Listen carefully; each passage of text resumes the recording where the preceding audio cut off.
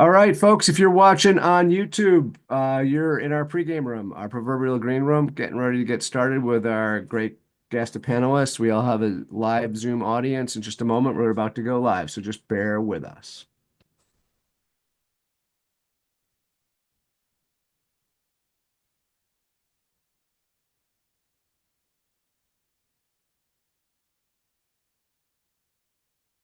All right, here we go. Sure, you have all the power, right? I gave it to you. Yeah, you're good. Okay, here we go.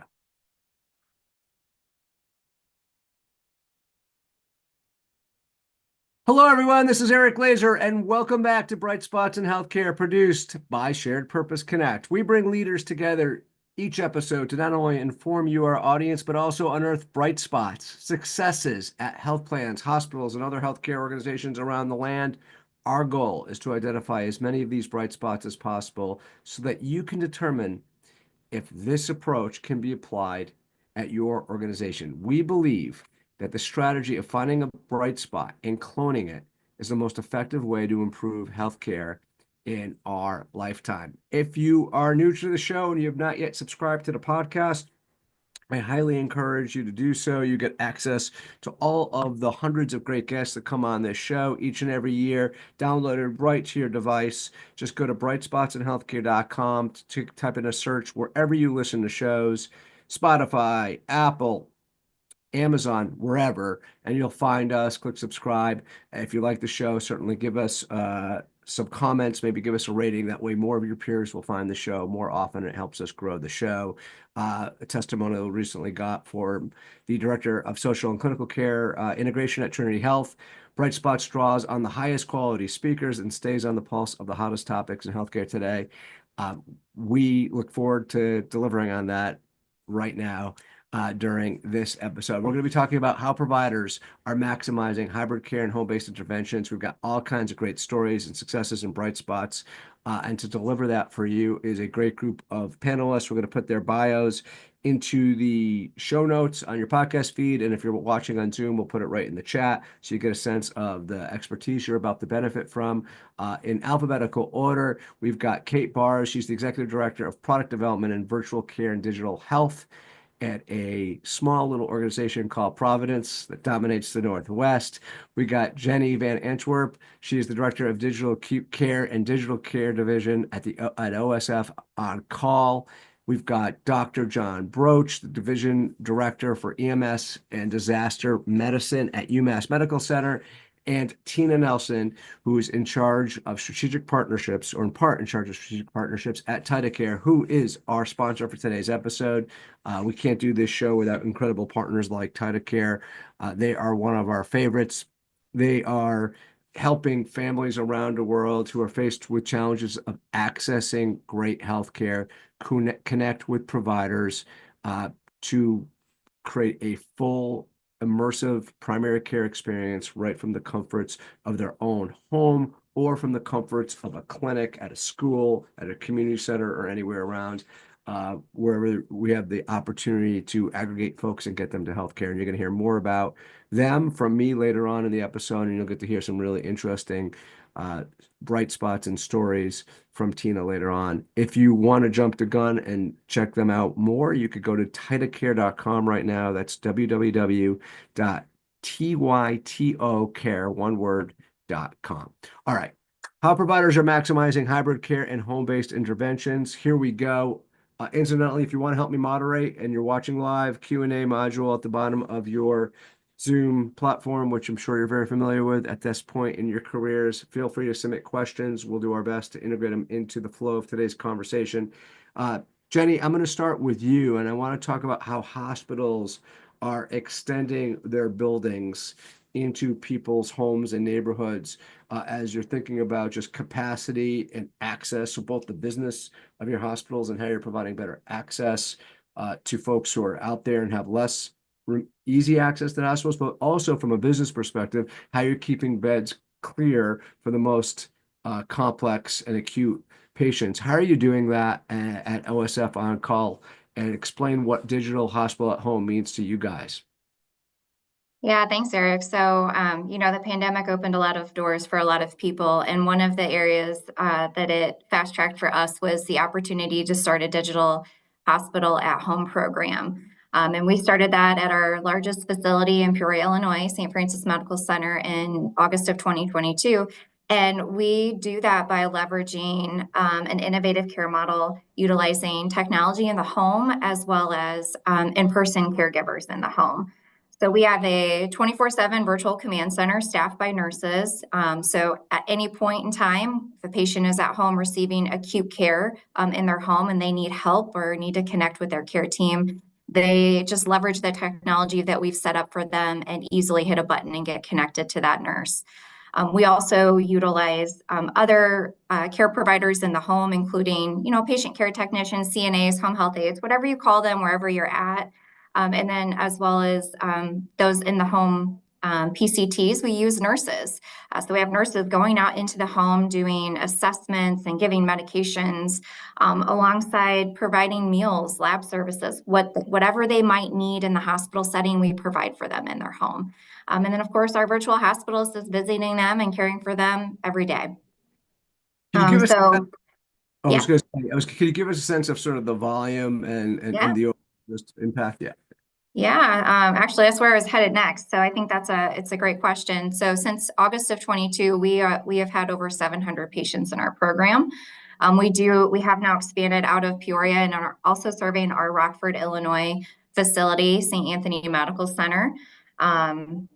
It's been a really great opportunity for us to demonstrate that the care we provide in the home is of equal or better quality as the care that we can provide in the brick and mortar hospital facility. And what I mean by that is our results, our patient quality outcomes have really spoken for themselves. We have less than a 10% escalation rate. Really, we sit around 5 to 6% most of the time, which just means that any patients that we take into the program, we really try to carefully vet and screen to ensure that they're the right type of patient for the program. They're the right acute care patient for this program. We've had no CAUTIs, no CLABSIs, no pressure injuries, no falls with injuries since the start of our program, and even with expanding into a secondary market. And you started it 2022? Yes. Yep. In August. All right, I love that. We're gonna double click more into that program in a moment. I'm gonna bring in Dr. John Broach. She's the division director for EMS and Disasters Medicine at UMass Medical Center. And John, can you explain how your program, what you call the Mobile Integrated Healthcare Program, works and how it is different from traditional urgent care or emergency services? And maybe also give a lay of the land of your market so people get a sense of where you sit in Massachusetts. Sure, absolutely. Thanks, Eric. UMass Memorial Medical Center is in Worcester, Massachusetts, which is the second largest city in New England. It's located in central Massachusetts, about 35 to 40 minutes outside of Boston, depending upon traffic on the Mass Pike on that day. And we serve an area that really encompasses the entire central part of Massachusetts. So our catchment area really goes from the southern border of New Hampshire to the northern border of Connecticut, right along the central Massachusetts kind of section of the state. Our medical center is located in Worcester, but we have satellite campuses at a number of different facilities around central Massachusetts. And our mobile integrated health program is based at our Worcester campus, where we have sort of the highest degree, the highest concentration of our sickest patients and those that use services most at our emergency departments at the medical center. The model is one that we have been evolving since our launch in 2021. And it really comes down to a paramedic working with an EMS physician with a patient in their home, but also really closely with the primary care physician or the specialist who's referred that patient into the program for an evaluation. So there are lots of MIH programs all over the country, and they all have a little bit different model. Some of them focus on sort of just urgent visits for things that somebody might go to an urgent care brick and mortar location for. But we really try to focus on the I in mobile integrated healthcare, which is that integration with the health system, with the outpatient providers, so that we're an extension of their continuum of care as opposed to sort of an episodic interaction with healthcare outside of their ongoing treatment plan. So as an example, one of our primary care physicians referred to us last night, an individual who had recently been discharged from the hospital, was concerned about some dehydration. We were able to go to the patient's home, obtain some ISTAT point of care lab tests, make sure that his electrolytes and kidney function were safe, give him some fluids, and then work back with his primary care physician to make sure that the follow-up care that was appropriate was executed for that patient.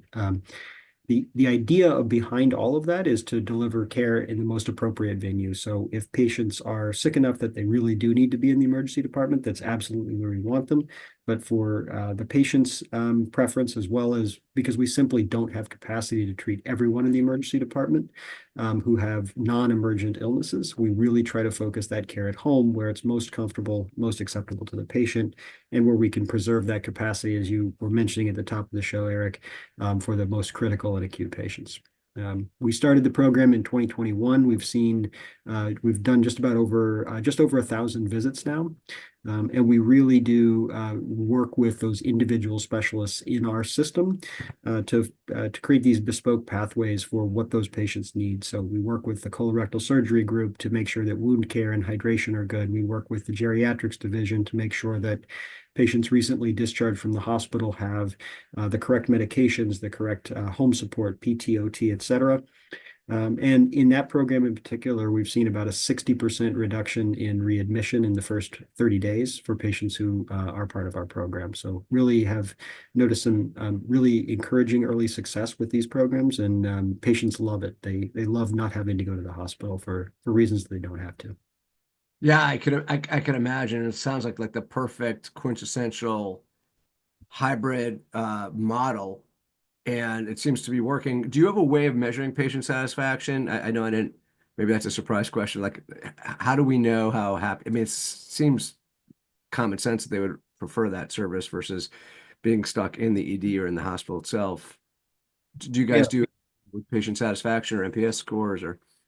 We do patient satisfaction, but I think the best indicator of the patient's overall satisfaction is that the index visit for MIH is almost always followed in the future by repeat visits or repeat requests for MIH. And in fact, if the patient meets the criteria that we've set up, and in fact, there are certain patients that now have had such a positive experience with our service that they call us saying we're only going to be seen as long as if it's MIH, and we really don't want to go to the emergency department no matter what, which is its own set of problems, right? Because the emergency department shouldn't be a place that people are afraid to go to, but I think it at least speaks to the fact that we're able to deliver really safe, high quality care in the home.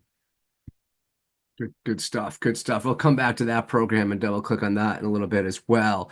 I would say sort of when you're listening to, what OSF OnCall is doing, what UMass Medical Center is doing, you have two great examples of hybrid care.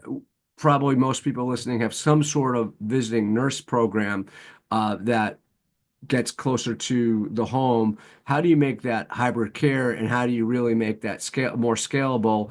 I want to bring in Christina Nelson. She's a head of strategic partnerships at TytoCare, and maybe provide an example, Tina, of what makes an exceptional visiting nurse program, what makes one extraordinary versus just ordinary, and what has to be involved. Yeah, absolutely. I think you hit on it a little bit. I think it's all about efficiency and making sure you're doing a good job. Dispatch Health is a great example of that with their visiting nurses program. For them, it's all about a right-sized care team providing the right care to the right patients and then using logistics to make it all work. So essentially, they're determining the level of care that's needed for each patient. Do they really need to have a nurse practitioner in the home, or can they send in a medical assistant to do a remote exam and bring in that same nurse practitioner to do that visit? So they're really enabling their NPs to practice at the top of their license and removing all of that windshield time and making them the most productive while working at home, by the way. So instead of seeing an average of 8 to 10 patients a day, they see more like 18 to 20. Wow. That's, I don't know, quick math, almost, that's closing at 300%. So tell me a little bit more about how they do that. and what, when you talk about right patients, right care, and the logistics, like what are some of the things that go into making that happen? And then what's the benefit that the provider dispatch in this case gets from all of that, besides being able to see more patients? I suppose there's a code and a revenue capture there, but explain Yeah. that. Yeah, code capture. As far as making it happen, it really is about the logistics. I mean, even just figuring out the path every day for those medical assistants. Where are they going? Who are they visiting? Is it the right care? I think that's a huge part of the program. The success really comes in with the happiness of the patients, right? Any visiting nursing programs have the inherent success of they don't have to leave. You've got people that are fragile. Dispatch is seeing patients as young as 3 months and as old as 104. So the patient satisfaction, when you think about particularly those extremes, is great. But there's a lot of things that go into that, just the logistics. They have a complex logistics program where they plug in the addresses and everything comes up as far as where they go. And then having those NPs ready, they're licensed in multiple states, so that they are not waiting when those visits need to happen. Those are some of the things that are the most important as they come through. And last question on this. This is a cool program too. I'm just trying to get to the heart of some of the things that create the conversion from ordinary to extraordinary. So as far as the technology we're enabling the provider and the patients to have access to, so how are these home visits? How are they pulling off a different home visit experience than maybe your traditional visiting nurse program? Yeah, absolutely. I think it's kind of in the name, the visiting nurse. You've got a nurse practitioner in the home. In this case, we're subbing that out for a medical assistant and using the TytoCare device. And I don't want to sound like a commercial by any means, but you're able to do a remote exam and then connect in with that nurse practitioner so they can hear heart and lung sounds. They can take temperature. They can look down their throat and in the ears. That's not something you can do if you're not there in person, but what you can do is use technology to supplement that, have an MA do it so that nurse practitioner can see more patients. Yeah, that's great. Just so we make sure, because we're going to double click on programs like this later on, just to make sure that folks realize this is a fairly cost-effective approach to leveraging new technology. What are we talking about here, roughly $15, $20 a month? Or is it $1,500 to $2,000 a month for that technology? It's really going to vary as far as when they go. It's really about the patients per day when you look at the revenue increase. So they're able to see more patients, you're able to capture more codes, you're able to bill for more visits. And that's where the revenue increase comes from. Well, I'm actually sorry, my bad. I was looking actually for the cost of the technology, because you mentioned the TytoCare. Oh, the cost of technology. That's all going to be very dependent on the client and everything else. But our pro clinic usually runs, say, around $3,000 a year for a subscription. Right. Yeah. So that math checks. It's great. Now I'm going to switch over now to the Northwest. Providence is, I think, in 8 states. Kate, you'll have to keep me honest there. Kate Baars, by the way, is the Executive Director of Product Development at Virtual Care and Digital Health at Providence. And I know, what everyone in the healthcare world is always thinking about is chronic care, and specifically some of the most common chronic care conditions that keep costs up and keep EDs busy are tied to cardiometabolic, hypertension, CHF, type 2 diabetes. We know them all. So how, through the similar approach that we're hearing at Dispatch with remote patient monitoring devices and just technology in the home, can you walk us through how you're thinking about identifying and pre-selecting patients in your market, how you're maintaining sort of enrollment, physician autonomy, the partnership that you have between providers and patients, and the system? Take us through what that program looks like. Yeah, absolutely. I'd love to talk a little bit about that. And so for our remote patient monitoring program, as you mentioned, Providence is across the entire Western United States in 8 states, and our geography is very, very large and becomes rural very quickly. And so, access becomes very material when we think about that windshield time for patients as well as caregivers. And we've really found that through a partnership in the remote patient monitoring space that we've been able to unlock like a true multi-win scenario where We're creating access by, enabling that remote treatment of what otherwise would have been an office visit or, a visiting nurse having to come out to that home. We're achieving really compelling clinical and financial outcomes with that treatment. And we're doing so as an offering that's truly integrated into that patient's care journey with Providence rather than, kind of as, and alongside our primary care and specialty teams. So really embedding that in our pathway for our patients. In terms of how we pre-select patients for enrollment, we have quite a bit of kind of disparity or fragmentation in our system, just purely again because of geography. That we operate very differently in Texas than we do in Alaska, but across our entire system, we were able to align a panel of kind of system experts in their field to align on eligibility criteria for the patients that we want to target with this approach. And that goes from just disease-specific ICD-10 codes. We want patients who are actively engaged with their primary care physician, so have had a visit within the last year.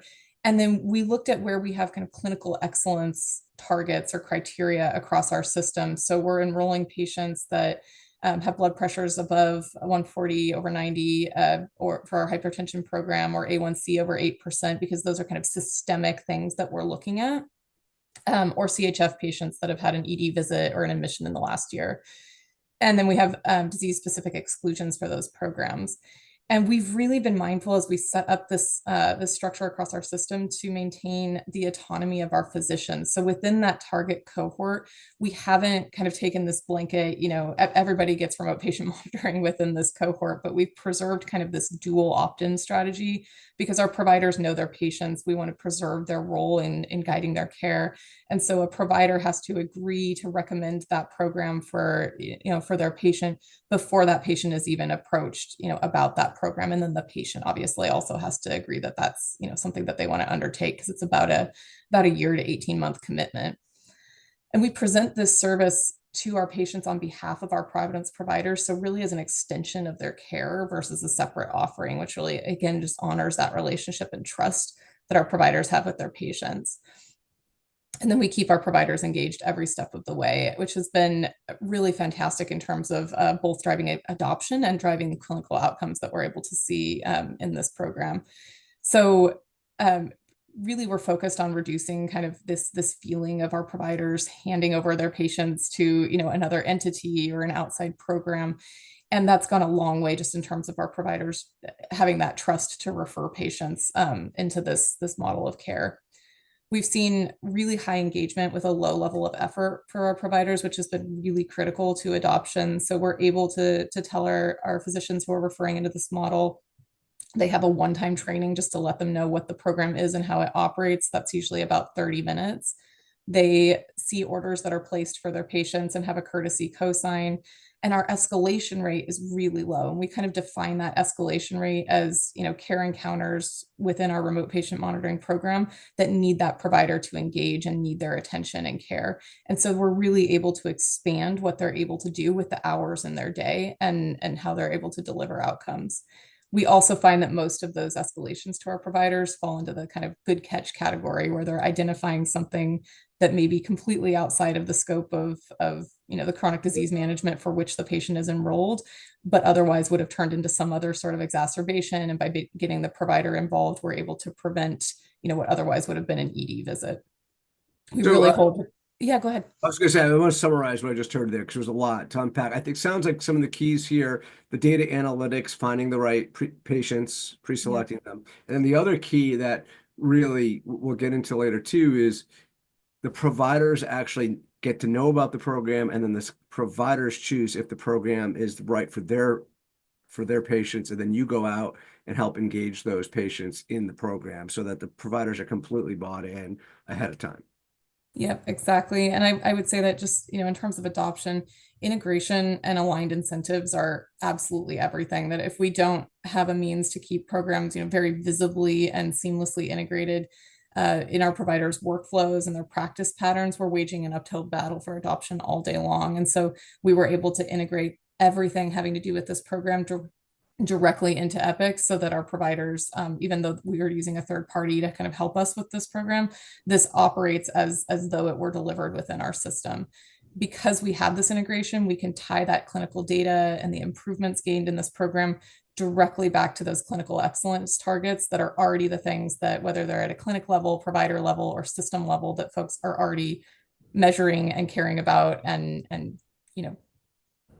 that their performance targets are based on. Talk to me, because and you mentioned sort of preventing readmissions and some of the things. I'm curious, what are some of the things where you're, from a business perspective, that helps you justify the program? So is it the extra CPT codes? Is it keeping the hospital, as both John and Jennie talked about, keeping the hospital beds clear for more acute patients? Like, tell me what is rationalizing the business model. Yeah, we look at a couple of indicators. I mean, firstly, we look at the, just the clinical outcomes of the patients, because that's what's going to keep them out of a more acute setting, longer term. And we've seen that 30% of our hypertension patients return to control within a year in the program. Okay. Within 3 months in the program, our CHF patients have a 55% increase in being on at least 2 pillars of GDMT. So, really the things that are going to keep them out of those higher acuity settings. We look at how many visits we've prevented. So just, literally hours back in the day for our providers that otherwise would be in person with these patients. And then we look at the economic outcomes as well. And from a total cost of care perspective, we've seen double-digit decreases in acute utilization, acute cost, as well as double-digit decreases in ambulatory visits and ambulatory cost, even after factoring in the cost of this program.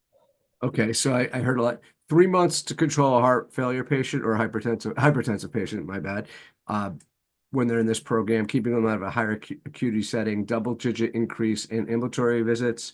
So basically the cost of this is being justified by keeping the investment in this, I should call it. It's keeping people out of the hospital, number one. So it's the ethical thing to do, and then you're able to sort of finance it through some easy CPT codes, I'm assuming, or is it more of a full risk? We win both ways with this program, because, just on a pure CPT code basis, we're reimbursed for this care. And so there's some, direct margin in that space.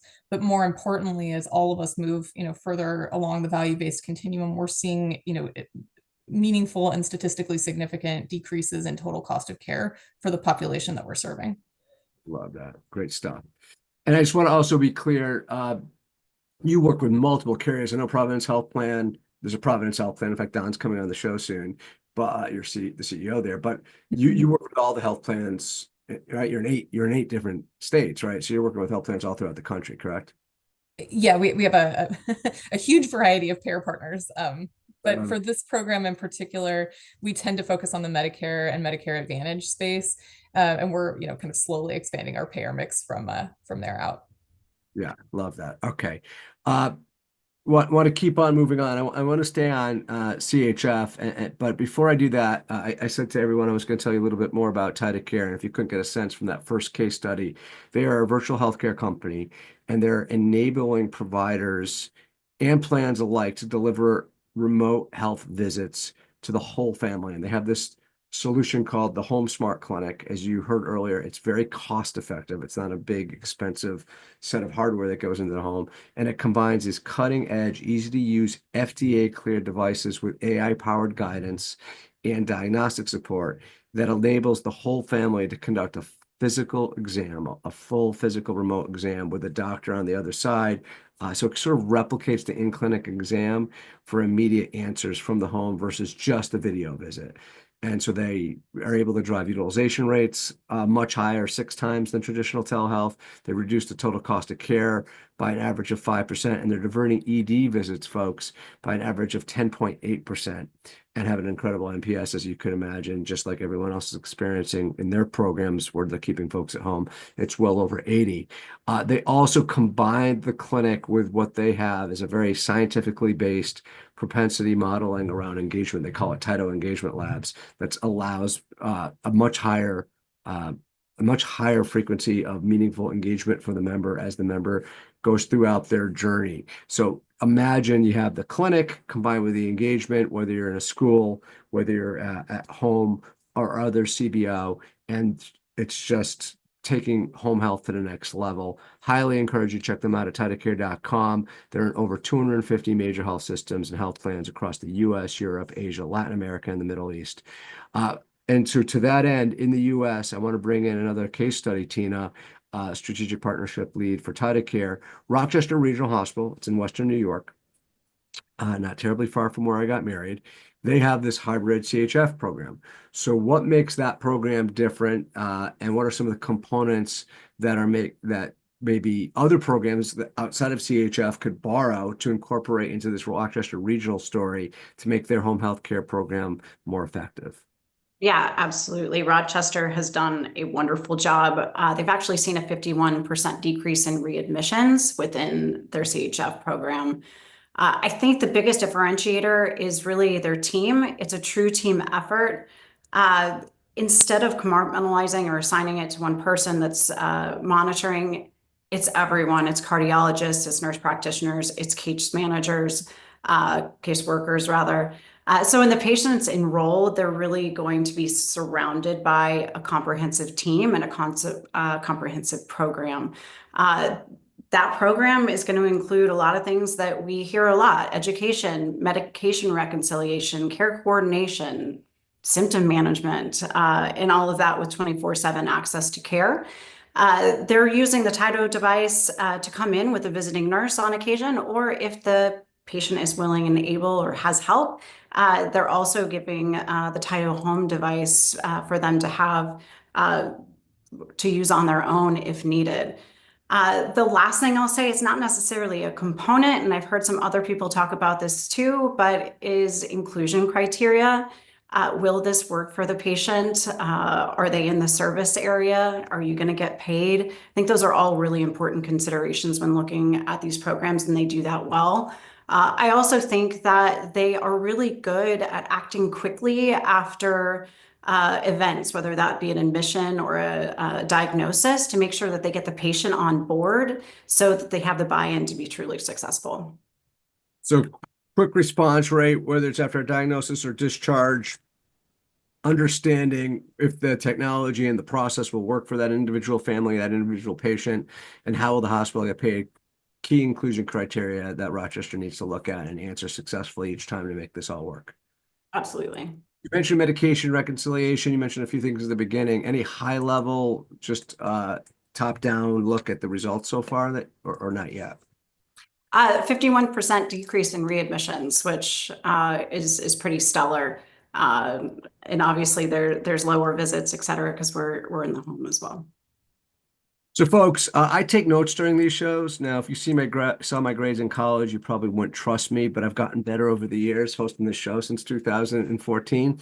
If you want a copy of my multicolored notes to all these questions, and you do me the favor of providing us some feedback and some guidance for next year through a quick survey we send out we'll send it out through email in about 7 minutes.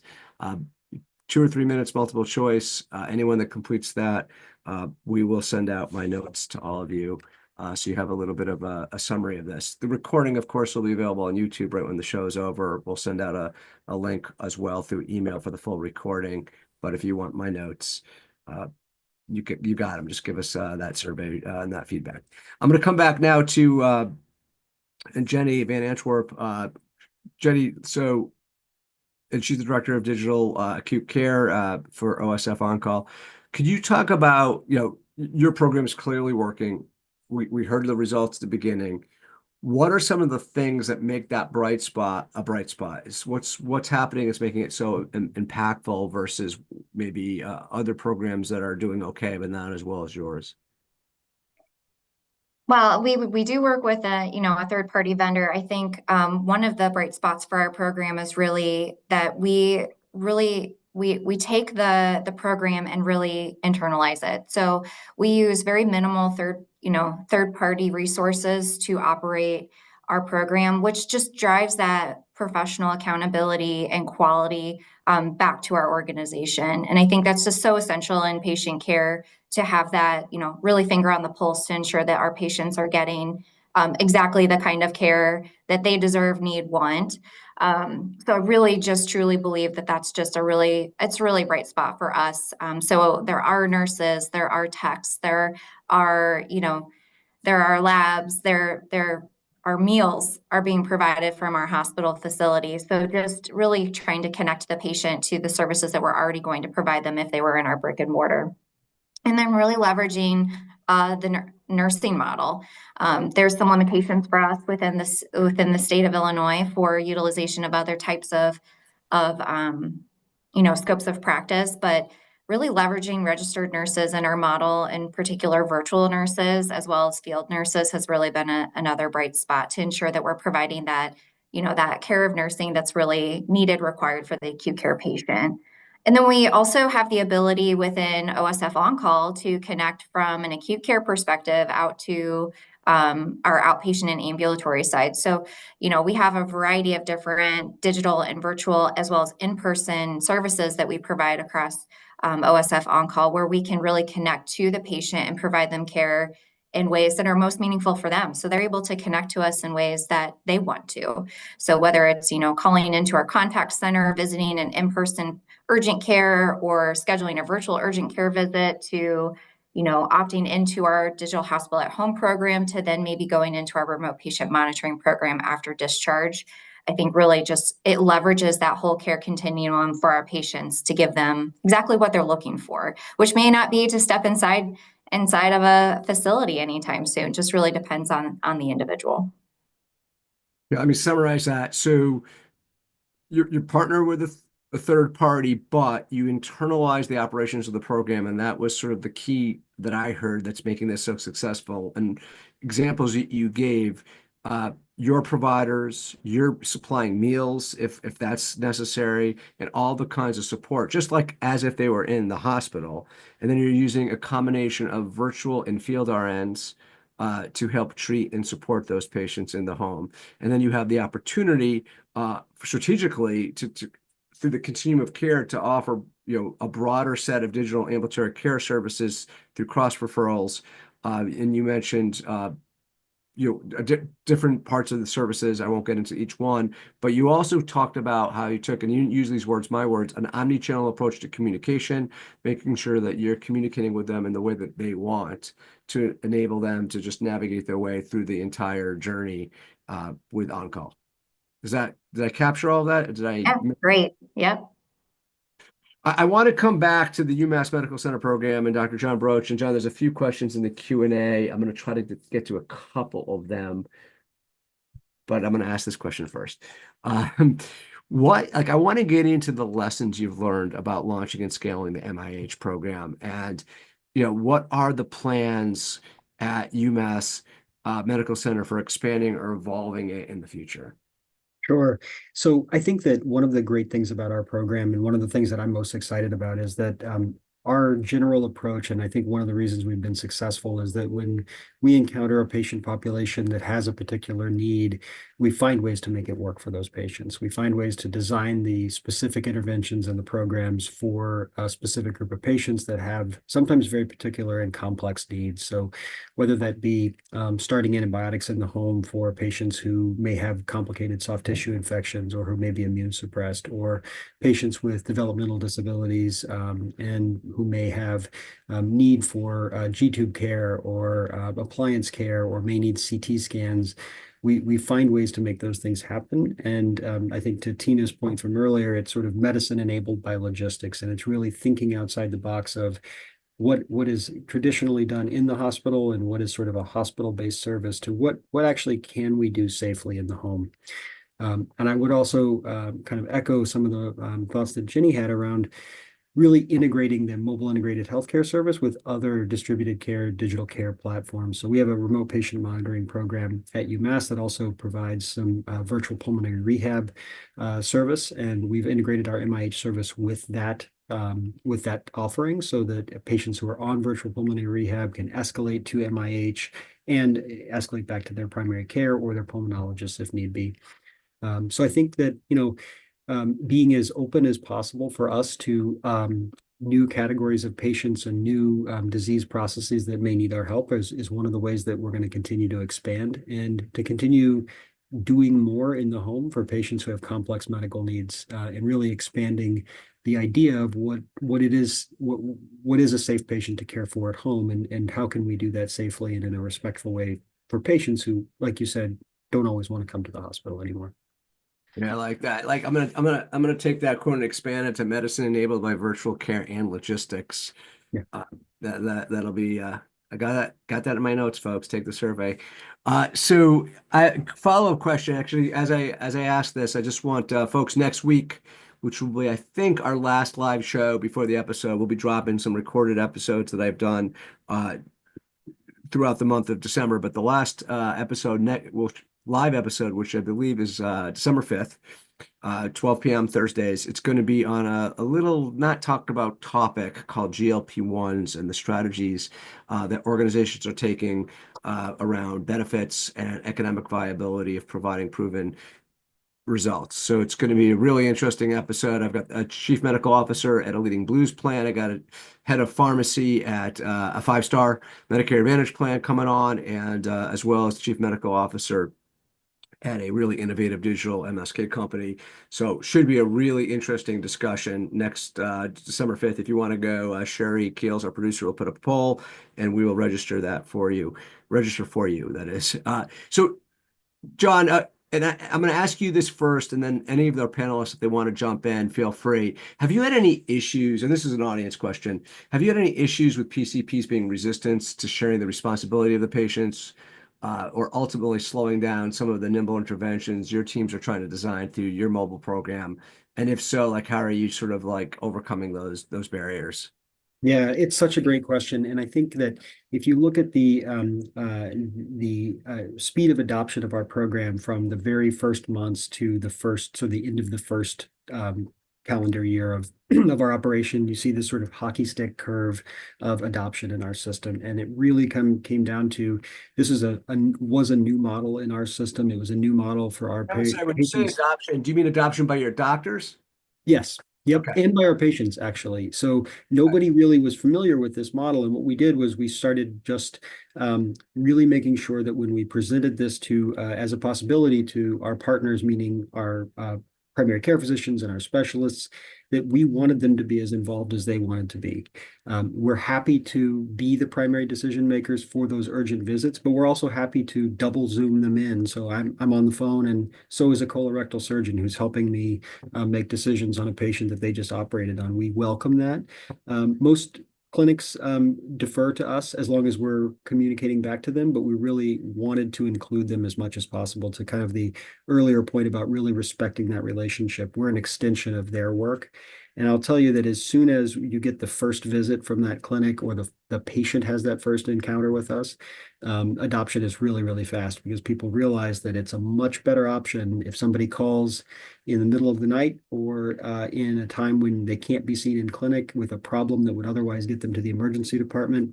The 90-year-old woman with abdominal pain who may need a CAT scan, may need an emergency evaluation, but very difficult to make that call from a PCP's perspective over the phone without being able to lay hands on the patient. We can be there in usually less than half an hour, have eyes on the patient, have hands on the patient, do some basic labs. And that is invaluable to the PCPs, who now don't have to worry about figuring out what happened at that ED visit that might end 10 hours later. So that buy-in, I think, came with us just demonstrating what we could do and our commitment to working with rather than around primary care docs. Got it. Any other folks on the panel want to chime in? Anything they overcame with the PCPs, or any kind of headwinds that you guys had to overcome? Okay, I'm going to move on. Okay. I want to shift gears for a moment, and I may come back to you and talk about money later on, John, if we have time. We're running a little bit tight, but I want to talk about sort of what we've talked a little bit about Medicare Advantage, cardiometabolic. I think that the whole lens we're thinking about is on adults and probably seniors to some extent. But what about pediatric patients, especially complex ones that often require highly coordinated and tailored approaches to care? And I'm wondering, Tina, if you could provide a story about how health systems leveraging remote care to enhance the outcomes for the children that we're taking care of, and their parents and their caregivers, and what strategies or tools have been most effective in improving care coordination and engagement, et cetera. Yeah, absolutely. I love this one. Like you said, the attention tends to go to the cardiometabolic, CHF, and that makes perfect sense. But if you look at complex pediatrics, they are niche. But as you look at pediatrics, Those complex patients may only be 5% of the population, but they're actually 60% of that total spend for pediatrics. And quite frankly, these families are begging for digital solutions that allow them to have care in the home. To your point, John, like they don't want to be in the hospital anymore. They have obvious barriers, difficult transfers, fragile patients just generally, and they don't want to be in the hospital. They're fatigued, just generally. These families are no stranger to medical equipment, so giving them a device like TytoCare to do an exam in the home is not foreign to them. It's very, very well received. We see a decrease in in-person appointments and unnecessary ER and urgent care visits, which is obviously a cost savings, but in some cases, it's actually saving lives. I was talking to Dr. Webster at Advocate the other day, and she was telling a story about a child recently that had presented with some fairly benign symptoms to their parents. So they called in and tried to get an appointment, but it was going to be a couple of days before they could get in. Well, they switched gears, pivoted, and did a TytoCare visit from home. They very quickly learned by listening to the heart and lung sounds that this child was actually in respiratory distress and needed care immediately. Now, this has a happy ending. The child was taken care of, but had they waited, the child would have had a very different prognosis. So it doesn't really get much better than saving lives, I will say that, but it also saves a lot of money. We did a study with Advocate actually a couple of years ago. It showed a savings over a 4-month period of $9,500-ish per patient. In their case, this is over $500,000 in the population that they were doing over just that 4-month period. So there's a lot of bang for your buck, and talk about patient satisfaction. It's through the roof. Yeah, I actually in my research, I found that article, that study was published in something like the Journal of Telemedicine and eHealth. You know, incidentally, if you want to see some of the financial data and just the overall setup of that program, and you want us just to send you that publication article, happy to email it to you after the show. So Sherry, why don't we just put up a poll up there and see if people, yeah, beautiful. You're on top of that. If you want to see a copy of that study, I'll send it out to folks. Kate, let's talk about Providence a little bit as we close in here towards the end. You know, 8 states you're in, we talked about that. How does your digital access center and unified approach, you know, how does that play into serving 8 different states? And each state, obviously, each community has a different setting and diverse needs. And how are you standardizing sort of telecritical care in a way that, you know, enables your providers throughout the country to provide a unified, standardized, high-quality approach, you know, like a really well-run franchise, versus being able to, you know, talk the language, so to speak, of the local market? Like, how are you managing that? Yeah, absolutely. That's so real for us every day. And we're incredibly proud of the operational excellence that we've built, and it really has allowed us to take a lot of the like ingredient components from the acute care setting and apply them to a different recipe, if you will, as we move to, you know, home-based care. And so, you know, I think just I'll try to be brief because I know you're sensitive to time, but you know, I think having centralized operations and decentralized services really is at the heart of what makes our virtual care program so successful. So you mentioned a couple of our kind of bright spots, but, you know, really operationally, we've built centralized centers of excellence around virtual care billing, compliance, licensure and privileging, and scheduling matrices, to your point, Christina, about the logistics that are necessary, that really have served us well, you know, as we manage those in the acute care setting across, you know, over 100 originating sites, over 200 providers, and our 8 states of care that have really helped us with some of those logistics as we move to the home. We've leveraged some of the elements of our telecritical care service line in terms of a hub-based staffing model that really brings deep expertise from you know, different parts of our system to wherever a patient presents in our system, so that we are able to support a bedside team with someone who has seen a certain situation before, but also seen it recently. And then Eric, you mentioned our digital access center, and that's a wonderful story about using different caregiver roles as part of the overall team. But we have a non-clinical digital access center that supports all of our partners and providers with immediate troubleshooting, and they support time-sensitive clinical visits as well with about a 7-second average response time. So we really focus on having a standard playbook with customization so that our service is standard, but we can adapt modularly to whatever the use case is and kind of write that new recipe, if you will. So in standing up both our home-based monitoring program during the pandemic that served about 30,000 people and our hospital at home offering, we used elements of our critical care service line to design our decentralized multidisciplinary command center for those services. We've been able to leverage learnings from our incredible TAC team in designing our command center kind of phone tree structure and like the communications framework as those patients are decentralized in their home.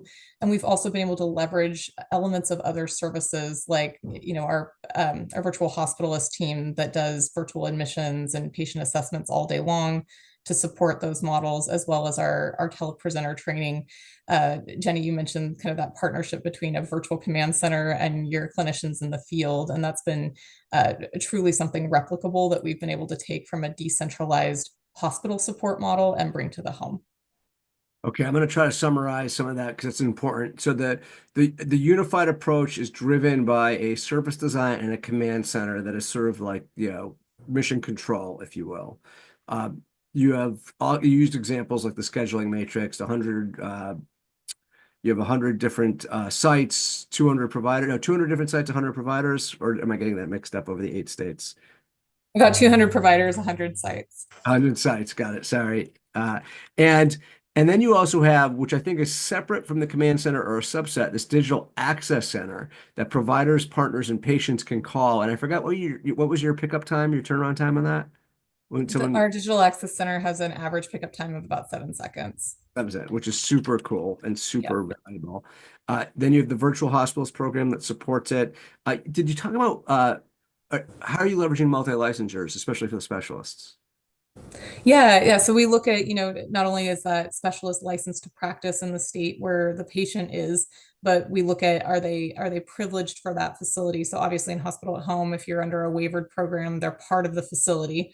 So we have to make sure that whatever clinician is seeing that patient has appropriate privileges at the facility that your hospital at home is part of. Right. All right. Listen, folks, because I know we're coming towards the end. I want to make sure we could wrap this all up in a really meaningful way for all of you listening. I want to create a clear blueprint, and I'm going to put Jennie on the spot to start with this. And then if anyone else wants to jump in and build upon it, you can. But Jennie, could you walk us through a process map and the workflows that you had to change to implement your program? And just let's create a clear blueprint for folks listening on the big pillars that they need to have in place to build a successful hybrid or hospital at home program. Yeah, when looking at a hospital at home program, you're looking at what are you taking and effectively taking and removing from a brick and mortar facility and putting it into the home. And so what are the critical workflows that you utilize in that brick and mortar facility each and every day? What is the automation that is present each and every day in that brick and mortar facility? And then what does that look like in the home? And so you really have to go through. So medication automation is huge in most healthcare facilities, brick and mortar facilities. That is broken. That's effectively broken in a hospital at home program. And so there's a lot of networking, collaboration, and workflows that need to be really critically analyzed when you move into the home care space for an acute care patient. And the same is true for labs, for meals, for radiology, even getting the patient to the home. So what workflows do you need to transport them from the emergency department once they accept and get into the program, getting them into the home, and or from a hospital nursing unit and getting them back into the home? What does that look like? What does the workflow look like? What is the communication between the care teams? So really identifying those critical pieces of care that the patient is receiving in the hospital setting, and then breaking those and putting them into the home. And, having the right patient is also important. These patients, they don't have to go into this program at this point. So ensuring that we have a really robust patient acquisition team that's competent, well-rounded, and able to effectively communicate with patients and screen and select those patients appropriately for the program. And then, of course, really having clear collaboration and communication between brick and mortar care teams to our virtual care team and also to our field teams. So there's a really a layered approach when looking at the successful blueprint for a hospital at home program. And I think we've heard that from, maybe not just hospital at home, but from all of our panelists today, that there's a lot of really critical communication and relationship building that has to take place, and just inevitable collaboration on the care of the patient. That was great. I'm going to summarize this, and then anyone that wants to jump in can. And I'm going to change the order just you need a robust and sophisticated patient acquisition team. So you need to be able to identify the right patients for the program. You didn't mention DRG suitability, but I'm assuming age, the payer, everything else. What about the geographic proximity requirements? Yeah, within the program underneath the CMS waiver, the patient has to reside or be accessible within a 30-minute geographic region. So, we have a lot of screening that's going on in our EMR to ensure that we are identifying the right zip codes for those patients. So age, payer, DRG suitability, we have to ensure that they meet the requirements of that. And then, of course, that they are geographically within 30 minutes of one of our field hubs. So that means in our Peoria market, they're within 30 minutes of our OnCall building in Peoria, and within our Rockford market, they're within 30 minutes of our field hub in Rockford. And then both field hubs are supported by that command center team that's centralized. So really important to pick the right patients and have a sophisticated program to do that. Then identifying workflows and adapting those workflows to the home. So what are you moving from the hospital and moving to the home? And what are those workflows that need to move? And what does that look like when they're in the home? You include some examples around medication distribution, labs, radiology. You even talked about the transportation from the hospital to the home nursing unit. And what does that look like as some examples? And then the last thing that I put in my notes, communication between the care teams, collaboration between the virtualists, the bricks and mortar docs, and the field teams. Folks, if those are three big pillars on your blueprint, anything else, Kate, John, Tina, that you want to add to that? We're good. I think you did it beautifully, Jennie. Yeah. Great summary. Any advice you'd give to other hospital systems listening right now that want to consider a similar approach? And what kind of words of advice? Yeah, a similar approach for hospital at home, for digital care, for all of it. It takes an investment, and really looking at, what are you hoping to achieve in your community? What does your population of patients need? So, anywhere from, just to the variety that you've seen today from our panelists, that there's so many options out there that you could implement, but you can't boil the ocean. We all hear that. And so where can you leverage the greatest support for the patients that you're serving in your communities? From, the OB patient who maybe needs that virtual OB care that they can't get because they're living in an OB desert, to our brick and mortar critical access facilities who have challenges staffing hospitalists at night and providing the virtual hospital service. So there's a lot of areas of opportunity that can garner a great return on investment, or virtual nursing programs who can save the bedside nurse time and energy and really help them optimize the care of the patient. John, that's great. I want to close, John, and I'm gonna rush you here. What are the three things? Because Jennie mentioned the investment, then the business model itself, and the payment structures. What are the three things that you're thinking about with your program? Just to close us out here real quick. So I think that I would say that the three, maybe I'll boil the three things down to one, which is, two. One is leadership at the system level to really make these things work in addition to that investment, because that is something that has been critical here at UMass and that we've really been blessed with from our CEO through the entire organization, really committing to this type of innovative care.